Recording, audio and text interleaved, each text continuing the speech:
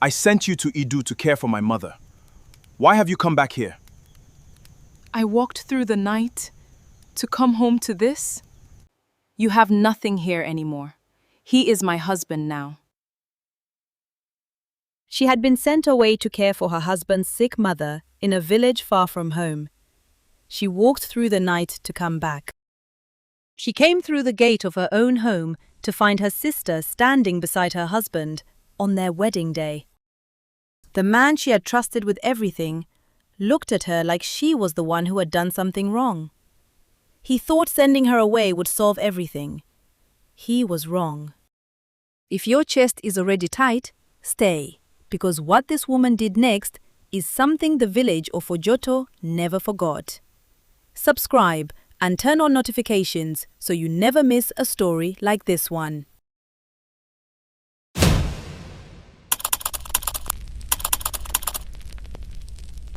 Years earlier, in the village of Ojoto, the rains came late that season. The red earth cracked along the footpaths between compounds, and the women who carried water from the river did so in 2 trips instead of 1. It was the kind of dry spell that made people short with each other, that made old arguments rise to the surface like stones after floodwater retreats. But if you had stood at the edge of Ojoto's market square at the hour when the morning light was still low and orange, you would have noticed one thing. The firewood outside Obiechina's compound was always split before anyone else in the row had started their morning fire. The women of Ojoto did not speak of Akunna the way they spoke of women they admired. They spoke of her the way they spoke of something reliable: the river, the rains, the fact that a pot left unwashed would smell by evening. Akunna was 24 years old, and she had lived most of those years learning how to take up as little space as possible. She had grown up in this village as the younger sister. Not the clever one, not the beautiful one, not the one their mother pointed to when visitors came. Ifoma was all of those things. Ifoma, who was 3 years older and knew it, who wore her wrapper the way the women in the chief's compound wore theirs, who laughed in a way that made men forget what they had been saying. Akunna had watched her sister her whole life, the way you watch a fire, with respect, with a little warmth, and from a careful distance. She had married Obechino 2 years after Ifoma refused him. Obechino had gone to Ifoma first. Ifoma had looked at his family's compound, at the cracked walls and the small plot of land behind it, and she had told her mother she was not ready. 6 months later, Obiechina had come back, this time with his eyes turned toward Akunna. Akunna, who had no land of her own. Akunna, whose father had died before leaving her anything but a copper anklet and a name. She had said yes. Not because she did not know, but because when Obiechina looked at her, he looked at her directly, and in her life, very few people had ever done that. The first months of marriage were quiet, in the way that new things are quiet. Obiechina was not a cruel man in those months. He was a busy one. He spent his mornings at the farm, and his evenings at the edge of the compound, sitting with the older men, listening to them talk about the land prices in the neighboring villages, about which families were selling and which were buying. Akunna cooked his meals and kept his compound clean and said little. She was good at saying little, but she noticed things. She noticed the way his eyes moved when a man with more land walked past him. She noticed how he held his cup a little tighter when his cousin built a new room onto his house. She noticed that when he laughed, it did not go all the way to his eyes the way it did when he was talking about the future, about what he would have, what he would build, what his sons would inherit from him one day. She pushed these things to the corner of her mind, the way you push firewood to the edge of a fire. Useful, present, not something you look at directly. She told herself that wanting was not the same as taking. She was wrong about that, but she did not know it yet. The compound she kept was small by the standards of Ojoto, but she kept it well. The swept earth in front of a doorway was always clear of leaves. The cooking pots were stacked in the same order every evening. There was a rhythm to her days she had built herself, piece by piece. Not because someone told her to, because the alternative was standing in open air. Her mother-in-law, Mwachego, lived 2 days' walk away in the village of Idu.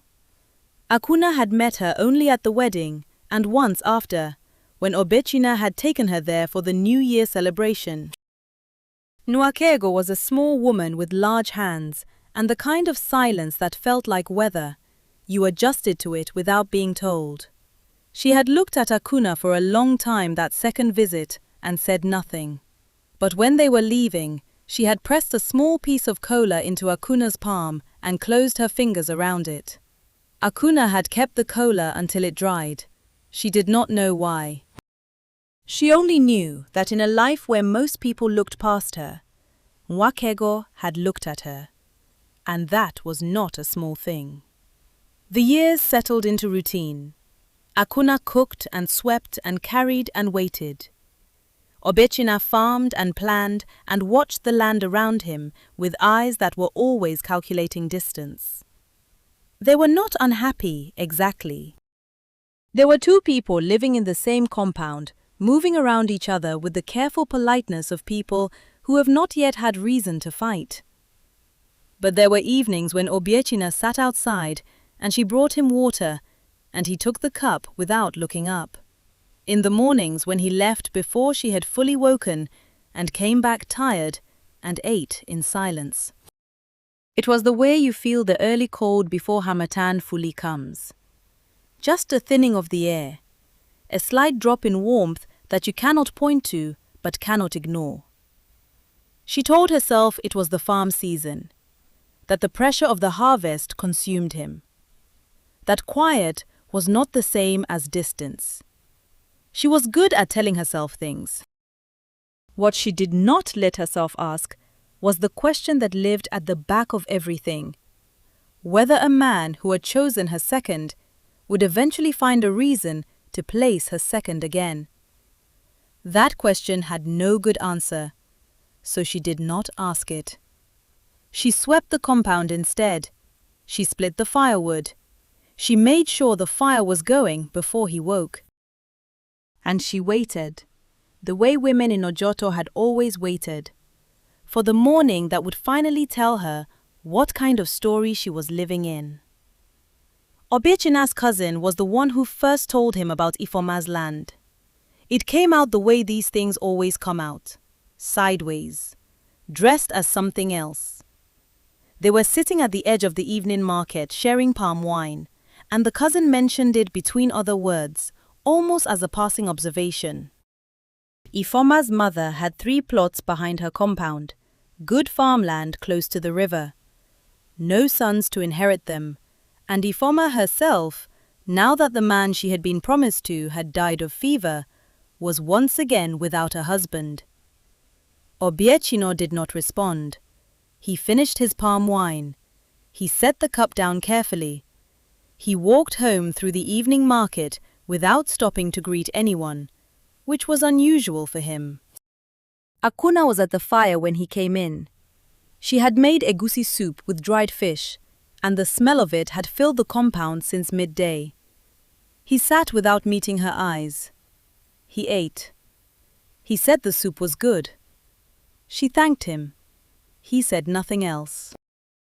That night she lay beside him and listened to him breathe in the deliberate way of a man who is awake but does not want to talk. She knew that breathing. She had learned it over 3 years of marriage, the way you learn the sounds of a house.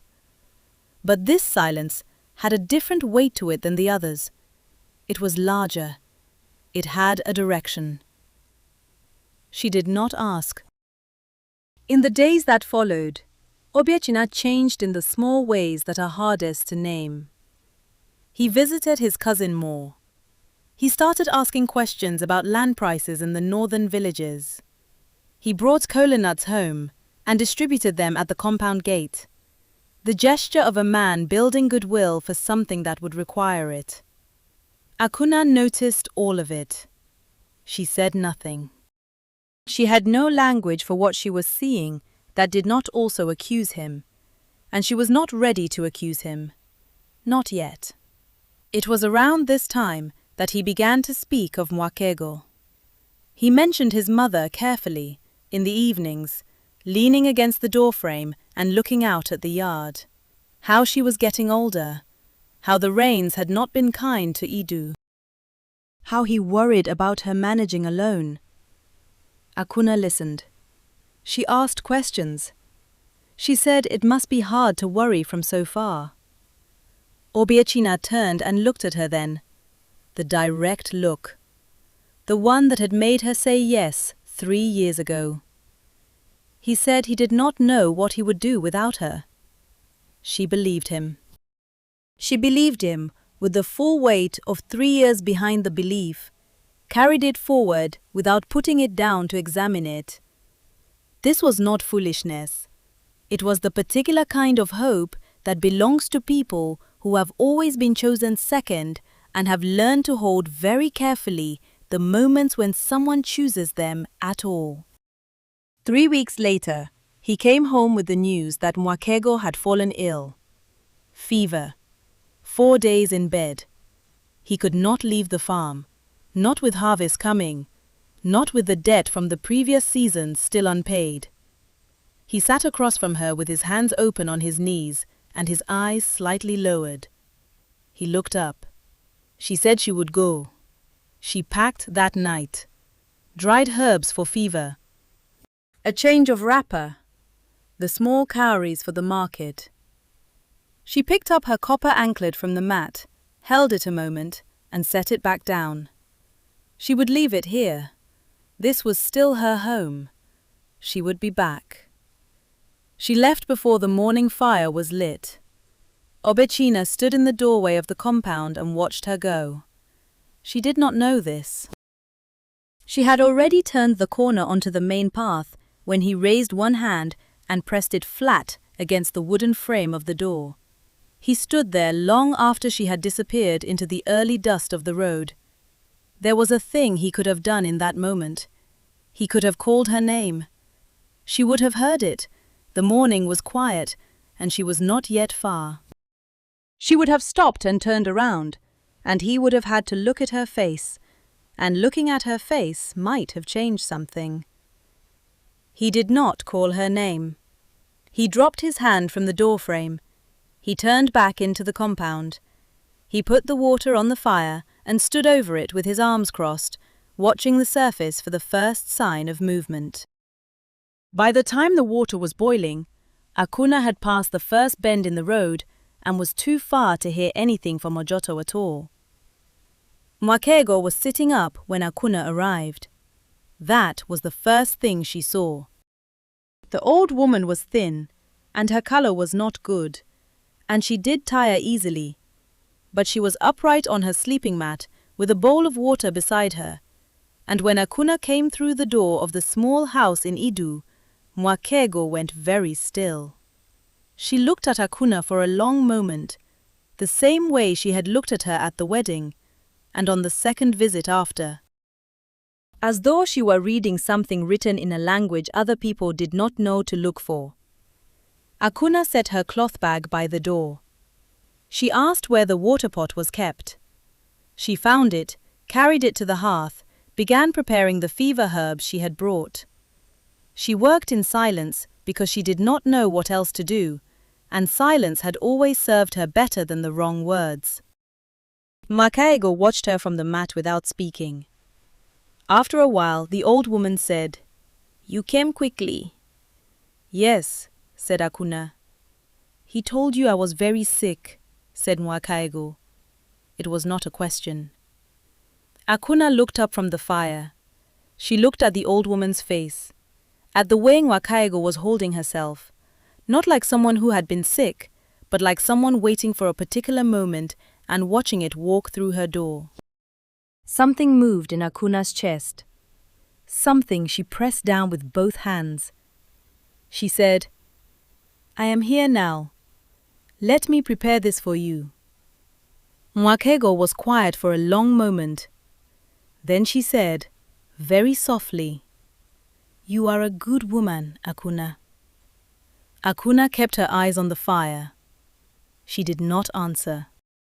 The rhythm of Idu was slower than Ojoto, and Akunna settled into it without being told how. She woke before Mwakego stirred, and had the fire going before the old woman was ready for it, fetched water, cooked, and sat with her in the long afternoons, working through the small tasks that had accumulated: a torn wrapper needing mending, a cracked storage pot to be replaced at the market, a section of the yard wall that had crumbled and needed fresh clay. Nwakego watched her with the focused attention of someone making sure they will remember what they are seeing. She asked Akunna about her childhood, about her mother, about Ifoma. Akunna answered the way she had always answered questions about her sister, carefully, without bitterness, saying true things without letting them cut her on the way out. Ifoma had always known her own mind. Ifoma had always been the one people turned to look at. These were facts, not grievances, and she delivered them as facts. One morning in the second week, when Akunna was sitting behind Mwakego braiding her hair in the yellow early light, the old woman reached up and covered Akunna's hand with her own. Her palm was dry and warm. Her grip was stronger than it looked. She held Akunna's hand for a moment, saying nothing. Then she let go. And neither of them said anything about it.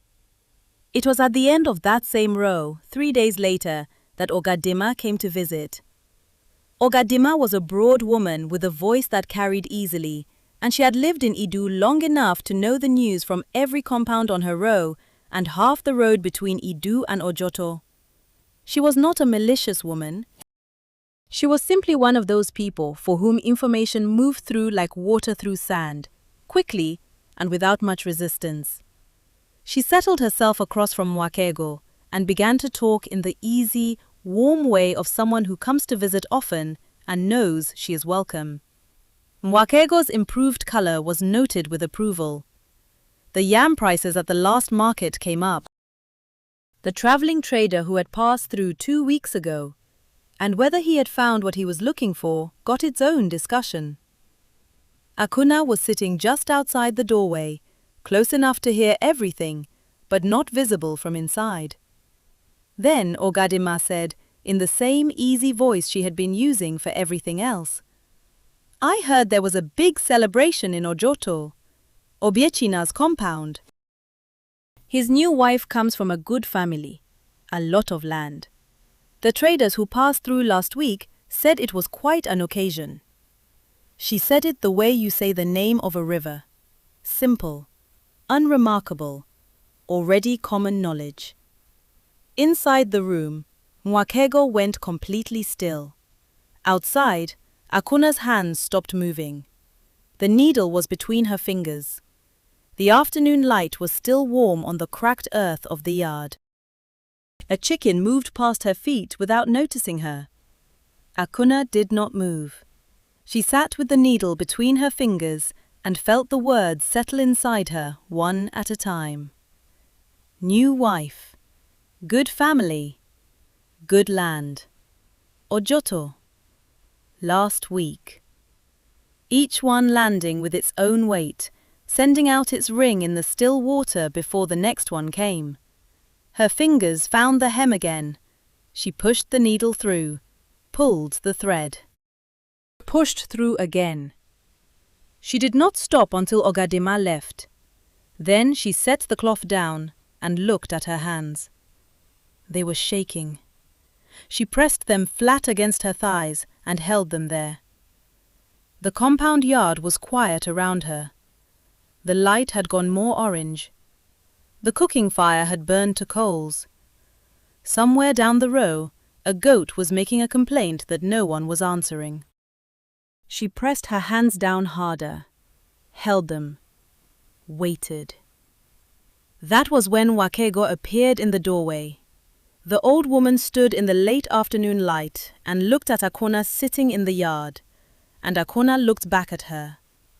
Between them was the full weight of everything that had not been said since the first day Akunna arrived and saw that Wakego was not dying at all. Wakego did not apologize. She did not explain. She walked slowly to the low stool beside Akunna and lowered herself onto it with the careful movements of a woman whose knees had opinions about things. She was quiet for a long time. Then she reached up and unwrapped the cloth from her own head. It was a deep red cloth, worn soft from years of use, still warm from her body, smelling of shea butter and wood smoke, and the particular warmth of something carried a long time. She held it in her lap. Then she placed it in Akunna's hands. Akunna looked down at it. Wakego said, "Go home, child. Tell them I sent you." Akunna's fingers closed around the cloth slowly, the way you close your hand around something you are not sure you are meant to have. What Akunna did not know, sitting there with the cloth in her hands, was that Wakego had known since the third day of her daughter-in-law's arrival.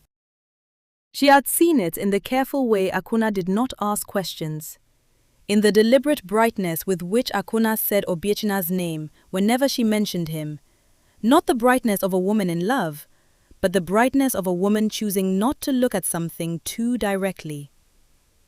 Wakego had been married for 30 years before her husband died. She knew the difference between a man who loved his wife and a man who was grateful to his wife. And she had known, watching her son over the past months, that Obiechina had moved from the first toward the second, and then past it entirely, into something she did not have a clean word for. She had said nothing. She had hoped she was wrong. She was not wrong. She sat now beside her daughter-in-law in the dusk of the Idu yard, and did not take back what she had known or apologize for having waited too long to say it. She was too old for those kinds of gestures. What she could do was give Akunna the cloth and tell her to go home. And this she had done. The rest was Akunna's. Akunna did not sleep that night. She lay in the dark of Mwakego's house and stared at the ceiling and felt the full weight of what had happened arrange itself inside her like furniture being moved into its proper places. She thought about 3 years of mornings, about the firewood split before dawn, about the way Obiechino had said he did not know what he would do without her, and about how she had carried those words like water in cupped hands, so careful not to spill them. She thought about Ifeoma, about the 3 years she had spent in that compound, and about Ifeoma wearing coral beads in a wrapper the color of sunset, standing in a place that had once been Akunna's. She did not rage. She was past the place where rage lived. She was in a colder, clearer place, a place where things could be seen without the distortion that heat produces. By the time the grey light came through the window, she had made her decision. She dressed without noise. She picked up her bag. She did not eat. She stepped through the doorway into the early air of Idu, cool and smelling of damp soil and distant cook fires, and she stood still for one moment. Then she walked. She walked through the cool of the morning and into the heat of midday, and through the long gold stretch of the afternoon, without stopping at the resting points the way travelers usually did. She drank when she found water. She ate nothing. Her feet knew the road, and she let them carry her. She was not walking toward Obiechina. She was carrying the truth, and she was going to set it down where everyone could see it. She arrived at the edge of Ojoto as the sun was beginning its last hour. She could hear the drums before she could see anything. She could hear the voices, layered and warm, the sound of a celebration that had found its rhythm and settled into it. She could smell the palm oil and the spices and the wood smoke of a fire that had been burning since morning. She stopped at the edge of the road, where the path bent toward Obiecina's compound, and she stood there for a moment, listening. The drums were the same drums that had played at her own wedding, 2 years after Ifoma had turned away from this same compound and this same man. She had danced to those drums. She had worn the coral beads her mother had lent her, and Obiecina had looked at her directly across the compound yard, and she had thought, she had believed that this was the beginning of something. She looked down at her hands. She was still holding the red cloth. She folded it carefully. The Weingwakego had been folding cloth for 60 years, edges meeting edges precisely. She put it in her bag. She straightened her wrapper.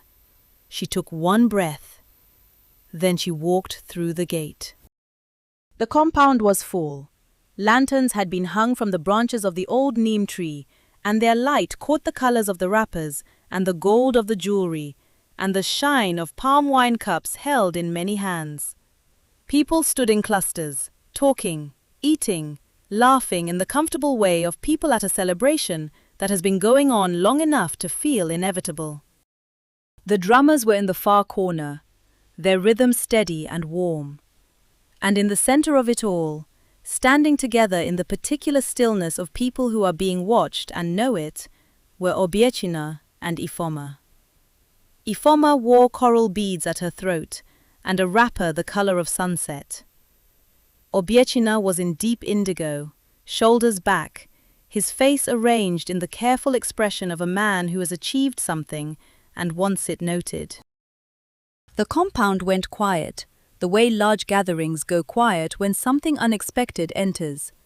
Not all at once, but in a wave. One cluster of people turning, then another, until the drums lost their thread and stopped, and there was nothing left but silence and the smell of the cooking fire and the sound of the lanterns moving in the night air. Akunna walked to the center. She had walked this yard 1,000 times. She had swept this ground. She had split the wood that fed the fire still burning in the corner. She had cooked for the people now standing around its edges in their wedding clothes, had carried water for their visits, had woken before dawn to ensure that when they came, this compound was ready to receive them. She knew every stone of it. And it did not know her anymore. Obiecina looked at her. Something moved behind his eyes that had no clean name. Not surprise. He had known, somewhere, that this was possible.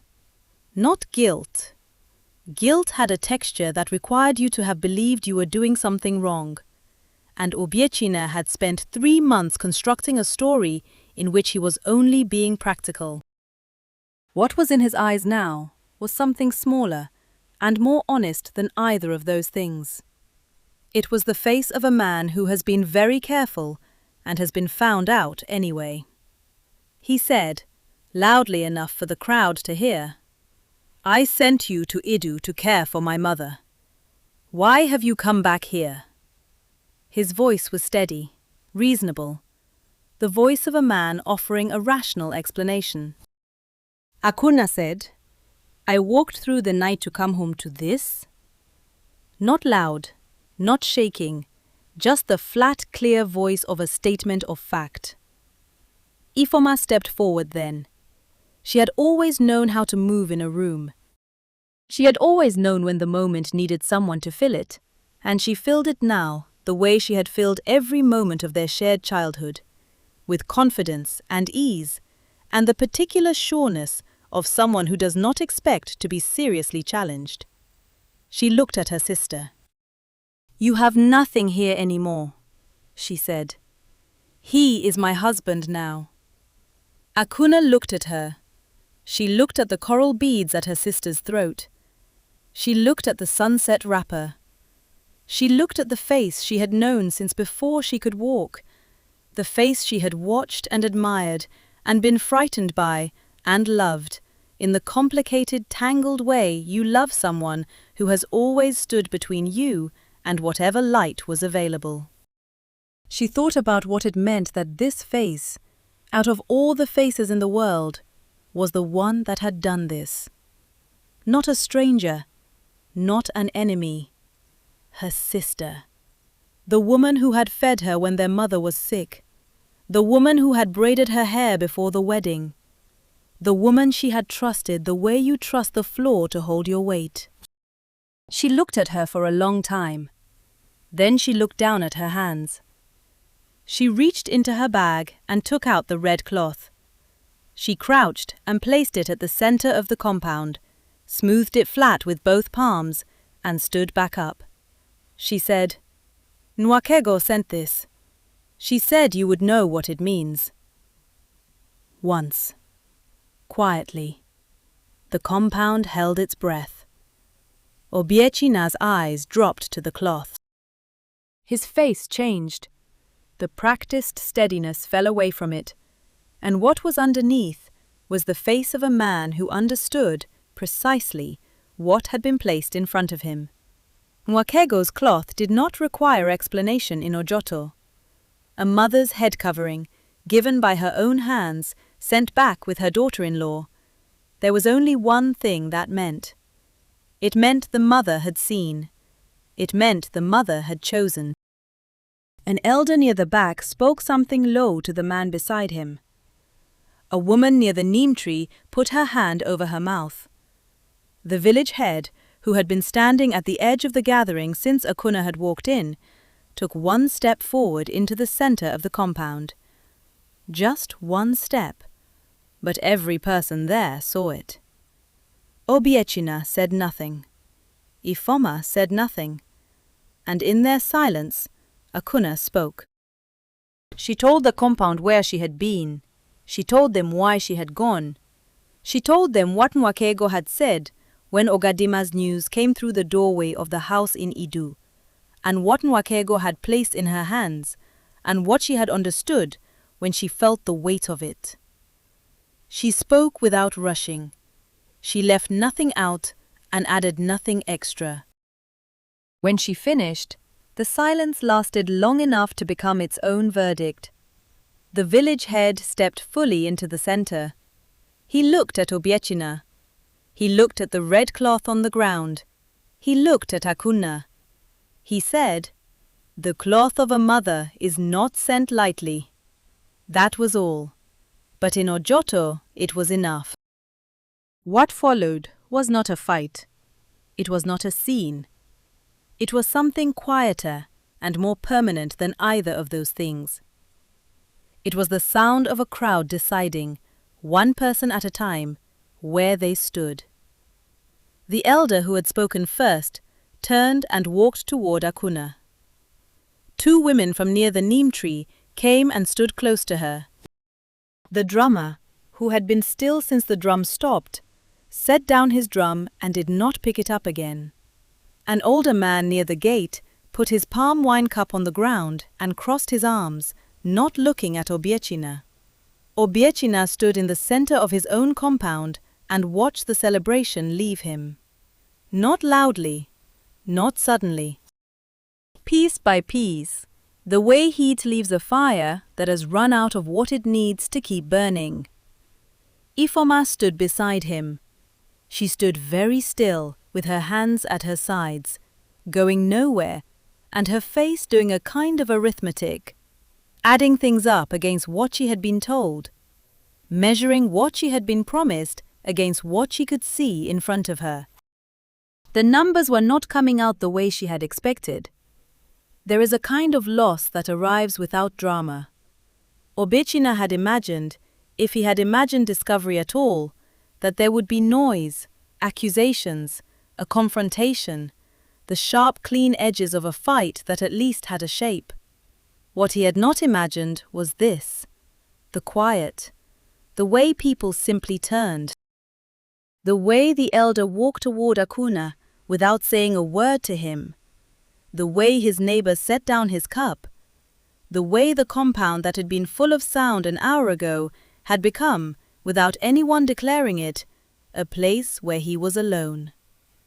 He had the land, he had the marriage, he had everything he had calculated for. And he stood in the middle of it and felt, for the first time, exactly what that calculation had cost him. Mwakego arrived the following morning. She had walked through the night behind Akunna, at her own pace, and she came through the compound gate in the pale early light, with the careful walk of a woman whose body had opinions about long roads, but whose mind had already made its decision 3 days ago in the yard of her house in Idu. She did not look at the doorway where Obichina stood. She crossed the compound yard without looking at her son at all, and she sat down beside Akunna among the elder women who had gathered. And she was quiet. Obechina watched his mother cross the yard and not look at him. He had never, in all his life, been looked past by his mother. He did not know until that moment how much of what he understood himself to be had been built on the assumption that her eyes would always find him when he needed them to. The compound was very still. It was the elder woman who had known Akunna's mother for 30 years who broke the silence. She was not addressing anyone in particular. She spoke in the way of someone saying aloud what is already understood by everyone present. She said, "The river does not argue with the stone. It goes around it, and eventually, the stone is not there." Nobody agreed aloud. Nobody disagreed. But the words settled into the compound yard and stayed there. Mwakego, sitting beside Akunna, put one hand over her daughter-in-law's hand on the mat between them. Akunna looked down at the hand. She turned hers over, slowly, and held it. The elder women watched this and said nothing. Obiechina was still standing in the doorway. He had not moved. His indigo wrapper from the night before was rumpled now, and the careful arrangement of his face had gone entirely. He was looking at his mother's hand over Akunna's hand, and he was understanding, finally, what kind of cost the last 3 months had extracted from him. Not the loud cost of a man who is punished and knows it, but the quiet, permanent cost of a man who has lost the people who believed in him and will not get them back. Ifoma appeared in the doorway behind him. She had changed out of the sunset wrapper. She was wearing a plain cloth, and her hair was not done. She stood there looking at her mother in the compound yard, Mwakego's back to them both, Akunna beside her, and then she looked at Obiechina beside her in the doorway. And whatever she had believed 3 months ago about what this marriage would give her, she was recalculating it now against what she could see. When she agreed, Ifoma had known that Obiechino had been married, that Akunna would be displaced. She had told herself it was simply the way of things.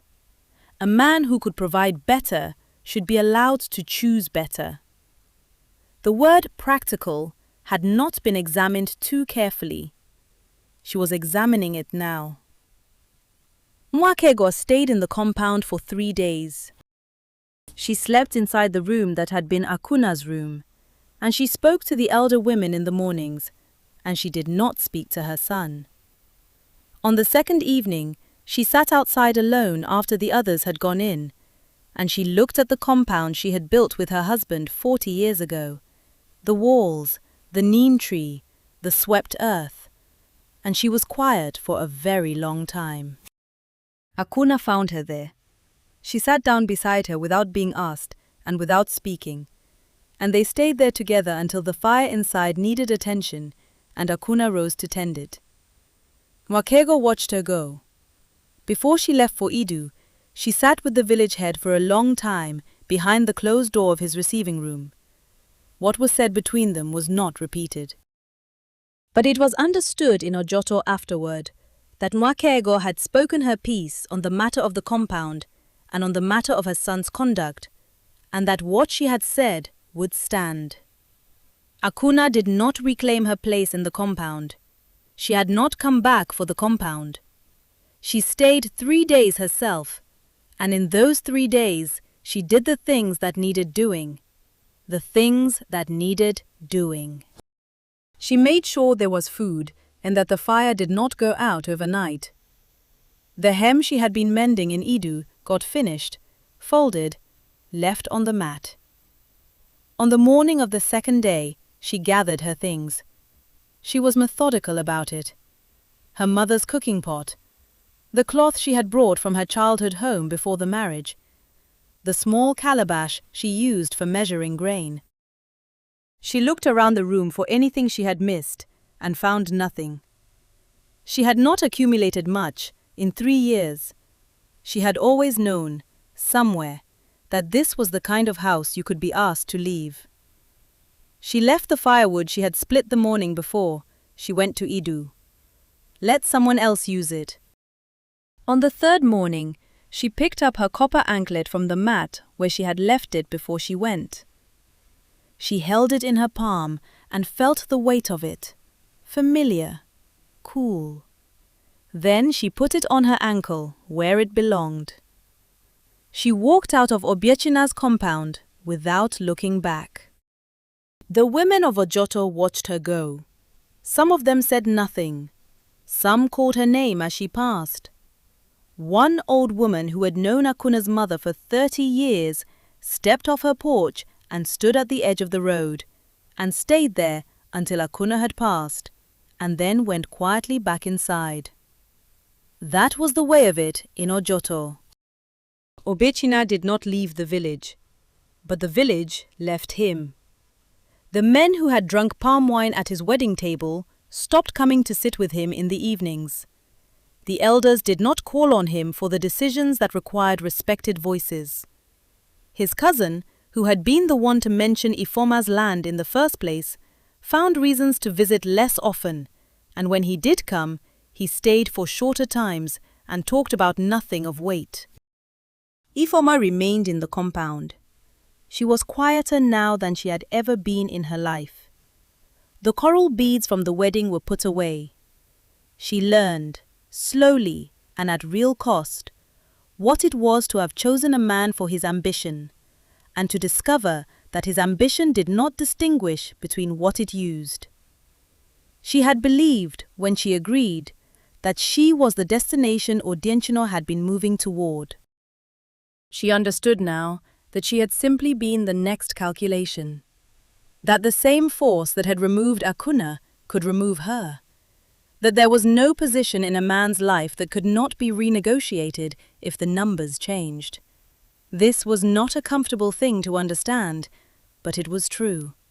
And Ifoma, whatever her faults, had always been good at recognizing truth once she had no choice but to look at it directly. Obiechina woke every morning to the compound. He woke to the neem tree and the swept earth and the cooking fire that Ifoma now maintained, and the silence of men who used to greet him and no longer did. He had the land. The 3 plots behind Ifoma's mother's compound were legally connected to his now, properly documented before the village elders, exactly as he had planned. He had acquired what he had calculated he needed, and he lived inside it the way you live inside a room that looks correct from outside, but has the wrong smell. Like something was left too long before being dealt with. Like something that should have been addressed and was not. And now the smell is everywhere, and there is no opening a window wide enough to clear it. His mother did not come back to Ojoto that season, or the next. Akunna reached her mother's village on the afternoon of the 3rd day of walking. She arrived without ceremony, and her mother moved things around to make room, the way mothers do, without asking too many questions, and put food in front of her daughter, and sat with her while she ate. The copper anklet was on Akunna's ankle when she arrived. Her mother looked at it. She did not say anything about it. She put more food in the bowl. That evening, sitting outside in the cooling air, her mother told her about the new family that had moved into the empty compound 2 rows down, and about the upcoming dry season market, and about the goat that had gotten into the neighbor's yams last week. Small things. The texture of ordinary life, offered to someone who needed to be reminded that ordinary life was still there and still moving. Akunna listened. She ate. She let the evening be what it was. Later, when her mother had gone inside, she sat alone in the yard for a while, with her anklet on her ankle, and the night sounds of the village around her, the distant fire, the children being called in, the low conversation of men at the compound next door. She sat and she breathed, and she let the long walk settle out of her legs. She was not the same woman who had left Obiechina's compound 3 years ago, with a kola Nwakego had pressed into her palm, careful not to let anyone see she was keeping it. She did not know yet exactly who she was now, but she knew she was not that woman. And she knew she was not the woman who had pressed her shaking hands flat against her thighs in the yard in Idu and waited for them to stop. She was someone who had walked through the night and said what was true and put down what needed to be put down. And she was sitting in her mother's yard with her anklet on, and the night air smelled of cook fires and dry grass. And she was, for the first time in a long time, exactly where she was. That was enough. For now, it was enough. The village head's decision came 4 days after the wedding. He did not announce it in the compound square or call a gathering. He sent word through the elder, who had first walked toward Akunna at the celebration, and the word moved through Ojoto the way words always move in a village, person to person, doorway to doorway, until everyone knew without anyone being told officially. What the village head had determined, after his conversation with Nwakego and his own review of the matter, was this. Akunna had been a wife in good standing, who had been removed from her home under false pretense. The illness had not been serious. The timing had been deliberate. A wife removed under false pretense was not a wife who had left. She had not abandoned the marriage. The marriage had been abandoned around her.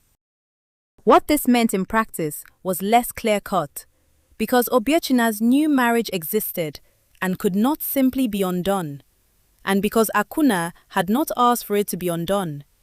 She had not come back asking for her place. She had come back asking for the truth to be known. The truth was now known. What it meant was that Obiechina standing in the village, his voice in disputes, his place in the elder conversations he had been working toward for 3 years, was suspended, pending the village head's further consideration. It was not a banishment. It was not a public shaming. It was something more precise and more lasting than either. It was the withdrawal of the assumption that he was a man whose word could be trusted. In a village, that is everything. Obiechina received this news sitting in his compound yard, alone, because by then, the yard was often empty in the middle of the day. He sat with it for a long time. He did not argue. He did not appeal. He had built his whole plan on the assumption that once the thing was done, it could not be undone, and he had been right about that. The marriage stood. The land was his. The plan had worked. And here he sat, in the compound the plan had built, with the land and the wife and the silence, and the thing he had wanted all along, to be a man of standing, to be a man worth listening to be a man who would not die poor and unregarded, the way his father had moved farther from him than it had ever been when he had nothing. There is a particular kind of failure that looks from the outside like success. Obiechina would spend a long time learning to live inside it. There is a kind of woman Ojoto still talks about years after the fact. Not the woman who shouted, or the woman who wept, or the woman who stayed and made her suffering into a monument that required constant attendance. They talk about the woman who walked through the night with a piece of cloth in her bag and the truth in her chest, and who put both of them down in the right place and then walked away clean. They say she was not trying to destroy him. She had nothing to prove and no interest in watching ruins. She came only to say what was true, in the place where it needed to be said, in front of the people who needed to hear it.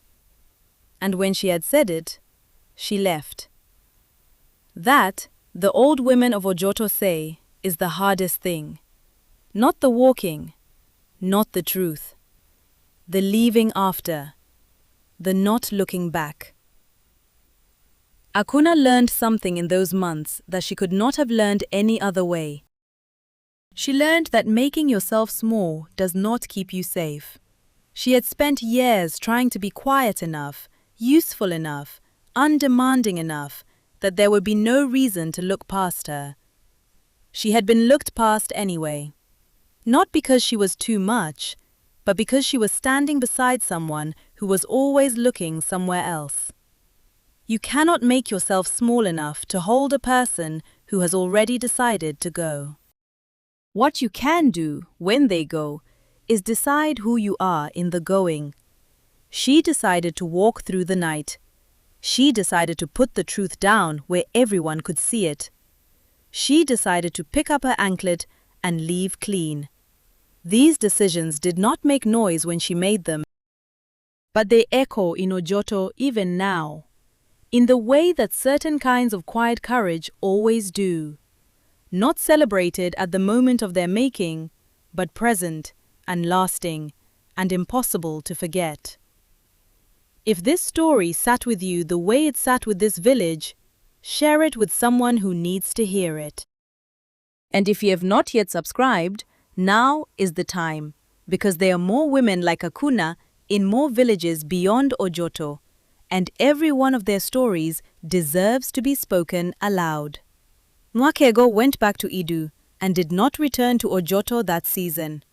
Ogadima, who had started the whole chain of events with her news about the wedding, was quiet for some weeks afterward, and then gradually returned to her usual self.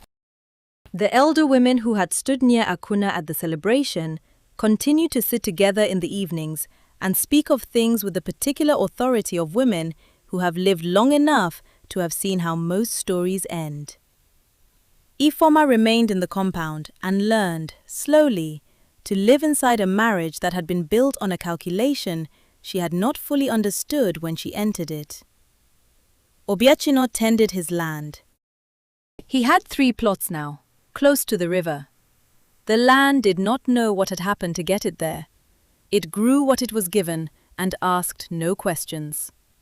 This was, some mornings, the only uncomplicated thing in his life. And in her mother's village, Akunna woke before dawn and had the fire going before the household stirred. Some things do not change. Some things are simply who you are, regardless of where you are or what has happened to you. The copper anklet was on her ankle. The morning was cool and quiet. The road ahead of her was her own. That was enough.